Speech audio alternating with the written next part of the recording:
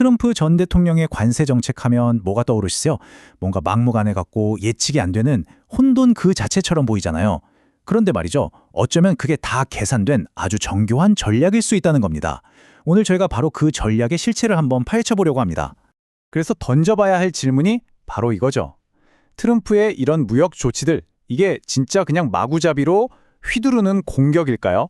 아니면 그 뒤에 뭔가 일관된 체계적인 방법이 숨어 있는 걸까요? 지금부터 그 답을 한번 찾아가 보시죠. 이 복잡해 보이는 퍼즐을 푸는데 아주 기가 막힌 열쇠가 하나 있어요. 바로 3차원 협상이라는 개념인데요. 이걸로 들여다보면 트럼프의 전략이 아주 명확하게 보이기 시작합니다. 자, 그럼 3차원 협상 이론이 뭐냐? 말 그대로 협상을 3개의 다른 차원에서 동시에 보는 거예요. 첫 번째는 우리가 흔히 생각하는 협상, 그러니까 테이블 위에서 직접 주고받는 거래고요.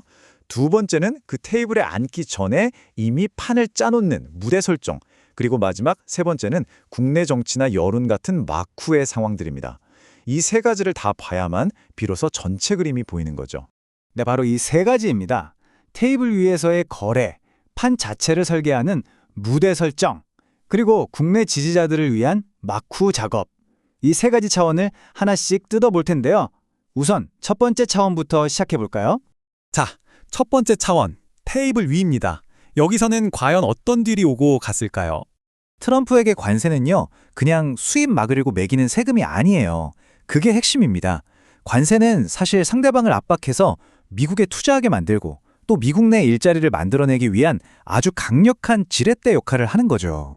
이걸 아주 잘 보여주는 사례가 바로 한국과의 협상이었어요. 처음엔 어땠나요? 한국산 자동차에 25% 관세 매기겠다. 이렇게 엄청난 위협을 가했죠. 그러고 나서는 실제로는 관세를 좀 낮춰주는 척하면서 훨씬 더 큰 걸 받아내는 딜을 만들어낸 겁니다. 그럼 뭘 받아냈냐? 무려 3,500억 달러! 이 어마어마한 규모의 투자 약속을 받아냈습니다. 여기에는 뭐 무기 구매도 있었고 조선업 협력 같은 것도 다 포함돼 있었고요. 보세요. 관세라는 위협이 어떻게 투자라는 실질적인 결과물로 바뀌는지 정말 명확하게 보여주지 않나요? 자, 그럼 이제 두 번째 차원으로 넘어가 보죠.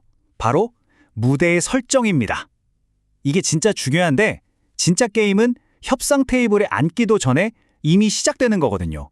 그 압박 시나리오를 보면 딱 3단계로 흘러가요. 첫 번째, 상대가 이거 진짜 하겠는데? 싶을 만큼 믿을 만한 위협을 만드는 겁니다. 두 번째, 실제로 관세를 빵 때려버려요. 그럼 어떻게 되겠어요?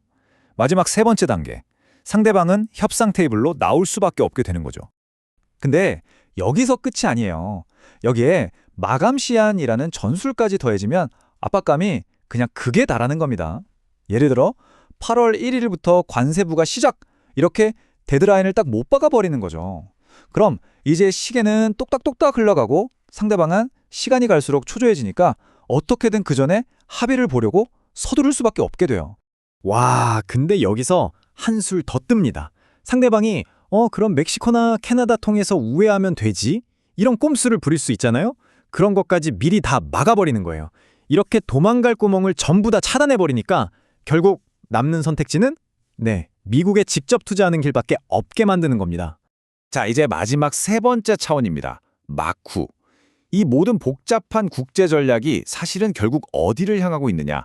바로 미국의 안, 즉 국내 정치를 향하고 있다는 겁니다. 이 관세 전략으로 노리는 국내 목표가 한두 개가 아니에요. 우선 러스트벨트 지지자들에게 약속했던 일자리를 되찾아 줘야 하죠. 또 맨날 문제라고 지적했던 무역 적자도 해결해야 하고요. 그리고 무엇보다 중요한 거 반도체나 AI 같은 분야에서 중국에 대한 기술 우위를 확실히 지켜야 합니다. 이 모든 게 결국 핵심 지지층을 만족시키고 또 똘똘 뭉치게 만드는 아주 강력한 이유가 되는 거죠. 자, 이제 퍼즐 조각을 다 맞춰볼 시간입니다. 우리가 지금까지 살펴본 테이블 위, 무대 설정, 막후 이 세 가지 차원을 하나로 합쳐서 보면요. 그동안 뒤죽박죽 혼란스러워 보이기만 했던 그 움직임들이 사실은 얼마나 정교하게 짜인 하나의 큰 그림이었는지 딱 드러나게 됩니다. 이 전략을 한 문장으로 아주 멋지게 요약할 수 있어요. 그러니까 바깥의 상대에게는 보편적인 관세로 강하게 압박을 하고요. 협상 테이블 위에서는 미국에 대한 투자 같은 구체적인 성과를 딱 얻어냅니다. 그리고 이걸 통해서 궁극적으로는 안에 있는, 즉 국내의 정치적 목표를 달성하는 거죠. 이 세 가지 차원이 정말 기가 막히게 맞물려 돌아가는 거예요. 그렇다면 이 전략의 핵심, 그 본질은 대체 뭘까요? 이 전략이 상대 나라에게 강요하는 건 과연 어떤 선택일까요? 결국 이 3차원 전략이 상대방에게 던지는 질문은 딱 하나로 귀결됩니다. 매년 막대한 관세 폭탄을 맞으면서 손해를 볼 것인가? 아니면 그 돈으로 차라리 깔끔하게 미국에 투자할 것인가? 바로 이겁니다. 상대방을 그야말로 코너에 몰아넣고 이 둘 중 하나를 선택하게 만드는 것. 이게 바로 이 전략의 궁극적인 목표인 거죠. 자, 이제 마지막으로 여러분께 질문 하나를 던지면서 마무리하려고 합니다. 과연 이런 식의 협상 방식이 앞으로 전 세계 무역 질서의 새로운 표준, 그러니까 뉴 노멀이 될 수 있을까요? 이게 새로운 게임의 규칙이 될 거라고 보시나요? 여러분의 생각은 어떠신지 궁금하네요.